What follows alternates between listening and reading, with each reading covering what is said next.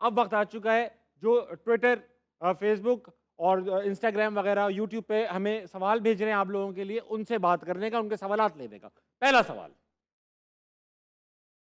हफीज शेख पूछते हैं, and when Ahmed Shehzad was saying about Babar everyone in the show hated him, what about now?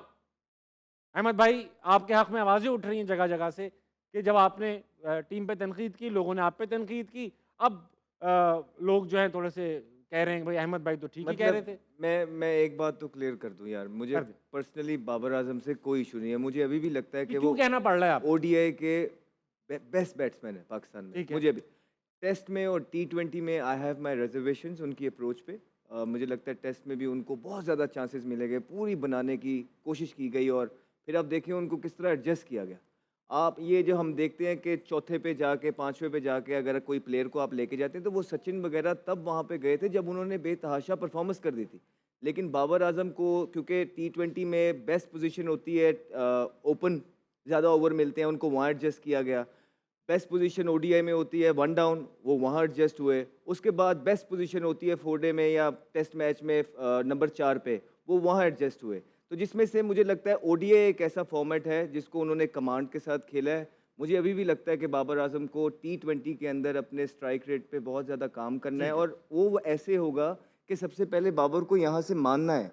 अगर ये stats ये बता रहे हैं कि आपका टी20 वर्ल्ड कप के अंदर सबसे लोएस्ट स्ट्राइक रेट है 86 पॉइंट समथिंग का, तो ये स्टैट्स झूठ नहीं बोलते हैं।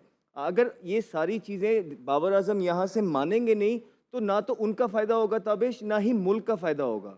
तो मेरा पर्सनली बाबर से कुछ भी नहीं अहमद है। भाई, मैं एक सवाल इसी से निकालता हुआ पूछूंगा और मैं बहुत अदब और एहतराम के साथ पूछ रहा हूँ, कमेंट्स आते हैं इसलिए पूछ रहा हूँ। जी, आपका स्ट्राइक रेट 114 है जो बाबर से कम है। अब बताता हूँ। मैं बताता हूँ, लोग कहते हैं ये जी, कि यार आप क्यों बात कर रहे हैं ये जी। वाली। तो मैंने जब पहले दिन यहाँ पे बात कर रहा था उसमें मैंने ये बताया कि एक तो वो क्रिकेट बहुत पुरानी थी, टी20 नया-नया स्टार्ट हुआ था और फिर हम वो क्रिकेट खेल रहे थे यूएई में। यूएई में हम 140 करके जीत जाते थे। आज के जो मॉडर्न बैट्समैन भी हैं, हालाँकि टी20 क्रिकेट बहुत ज़्यादा इवॉल्व कर गई है, आज भी जब वो यूएई में खेलने जाते हैं तो उनके स्ट्राइक रेट इतने ही आते हैं और अगर आप देखें तो हम किसी बी, सी, डी टीम के अगेंस्ट नहीं खेलते थे। पूरी full fledge South Africa, Australia की साइड्स आती थी और उन्हें हम वहाँ हराते थे। तो कुछ ना कुछ तो ठीक कर रहे थे तो हराते थे ना। इसलिए वहाँ पे स्ट्राइक रेट इस तरह का था, कैप्टन की स्ट्रैटेजीज़ थी, कोचेज़ की स्ट्रैटेजीज़ थी, सीनियर प्लेयर्स की स्ट्रैटेजीज़ थी जो ठीक कि काम कर रही थी। ठीक। अगर मैं आज की क्रिकेट में पाकिस्तान की टीम में आऊँगा तो मेरी पूरी कोशिश होगी कि मैं 140 प्लस के स्ट्राइक रेट से खेलूँ, अदरवाइज़ मुझे टीम में नहीं होना चाहिए, ठीक सिंपल। ठीक है, ठीक है। Very good. अगला अगला दिखाओ जल्दी जल्दी। दिखाओ बेटा सवाल। सुमरो भाई कहते हैं, मेरा क्वेश्चन सर इमरान नजीर से है, क्या शादाब खान की जगह उसामा मीर को सेलेक्ट करना चाहिए था?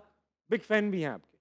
अच्छा, पहले तो भाई मैं सिलेक्टर नहीं हूँ और ये लेकिन आपसे ओपिनियन, हाँ, एक्सपीरियंस की वजह से। एक्सपीरियंस की ओके अगर भाई, बात तो करूँ तो नो ऑब्वियस डाउट। अच्छा, क्रिकेट में एक चीज़ जो है वो हम सारे खैर कभी डिस्कस नहीं हुई। चलिए, अच्छा ये अच्छा क्वेश्चन है। मैं एक चीज़ बता दूँ, हमेशा प्लेयर्स की आपने फॉर्म कैश करनी है ऑन द परफॉर्मेंस। स्पॉट। अच्छा, पहले क्या होता था कि जब हम फॉर्म में नहीं होते थे, बैड परफॉर्मेंस होती थी, हमें भेजा जाता था कि यार वो डोमेस्टिक जाके खेलें। जी, जब वार्म से परफॉर्म करते थे फिर हम दोबारा टीम में आते थे। ठीक है। और मेरा ख्याल है कि देखो, अगर शादाब के ऊपर ठीक है। बहुत ज़्यादा तनकीद तो हर आदमी कर रहा है और उसकी परफॉर्मेंस भी वैसे ही है। आया कि उसको ये पहले होना चाहिए कि वो बॉलर है या बैटर है। ठीक है। अगर बैट्समैन में है तो वो नंबर 4 पे वो खाम-खाम पे आ रहा है, वो समझ नहीं आ रही। बॉलिंग में मेन तो है लेग स्पिनर। आप एक लेग स्पिनर, एक मेन बॉलर जो ऐसी कंडीशन के ऊपर आपको एक मेन बॉलर खिलाना चाहिए और ठीक है। फिर उसके बाद ऑलराउंडर। हमारे पास वो भी नहीं है, जो मैं बार-बार बात करता हूँ कि यार हमने प्लेयर बनाए नहीं है।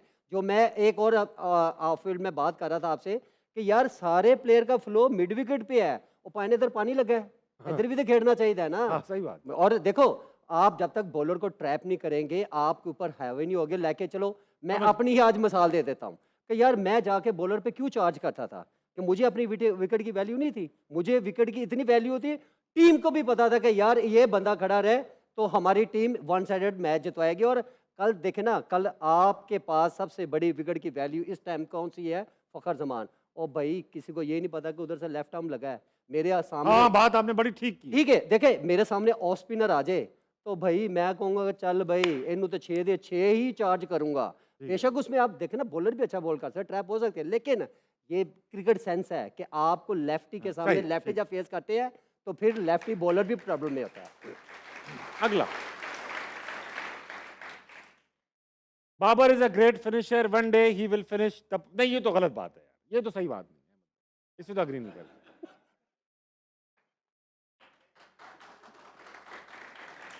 ये लड़के पीछे बहुत शरारतें करते हैं। जलील मैं होता हूँ। ये अच्छा सवाल।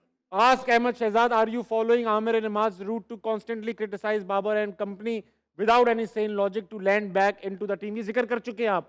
जी मुझे कोई भी इस तरह का शौक नहीं है, ना ही मैं इसलिए आया हूँ। मुझे बिल्कुल इल्म है कि जो बातें मैं कर रहा हूँ ये मेरे अगेंस्ट जाएंगी, मेरे हक में नहीं जाएंगी।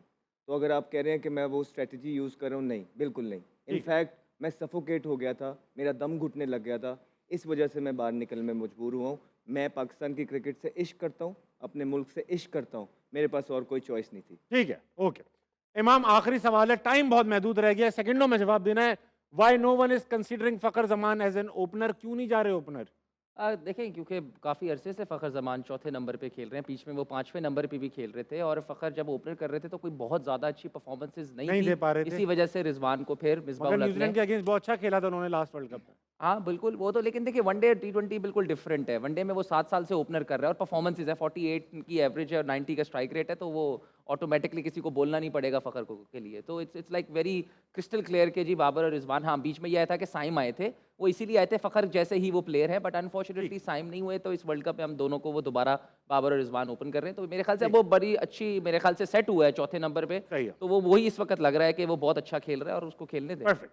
हादिर और आजाद, आज का हारना मनाए का वक्त यही इख्तिताम को पहुंचता है। पाकिस्तान के पास अब यही चारा है कि वो इंडिया को हराए ताकि उसकी रिडेम्पशन हो सके, और हमें पूरी उम्मीद है इंशाल्लाह। पाकिस्तान अक्सर ऐसा होता है, पीछे से आता है और फिर जीतता चला जाता है। एक बार फिर उम्मीद कायम कर ली हमने आपसे, जीत कर आइएगा भाई। और कल हॉकी का भी मैच है, सेमीफाइनल पाकिस्तान का न्यूजीलैंड के against. Best of luck to them too. Thank you, good night, अल्लाह हाफिज।